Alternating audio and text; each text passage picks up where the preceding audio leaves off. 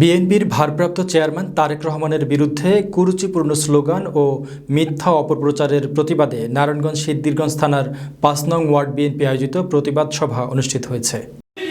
এতে ৫ নং ওয়ার্ড কৃষক দলের সাবেক সভাপতি বাপ্পি এবং সিনিয়র সহসভাপতি সুজন, সাধারণ সম্পাদক সোহেলের নেতৃত্বে মিছিল সহকারে সভায় যোগদান করেছেন।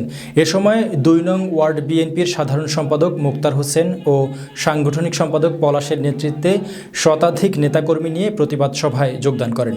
নাসিক ৫ নং ওয়ার্ড বিএনপির সভাপতি মোহাম্মদ সিরাজুল ইসলামের সভাপতিত্বে এবং সাধারণ সম্পাদক জিল্লুর রহমানের সঞ্চালনায় উক্ত অনুষ্ঠানে প্রধান অতিথি হিসেবে উপস্থিত ছিলেন বিএনপির জাতীয় নির্বাহী কমিটির সদস্য ও সাবেক সাংসদ বীর মুক্তিযোদ্ধা মোহাম্মদ গিয়াসউদ্দিন।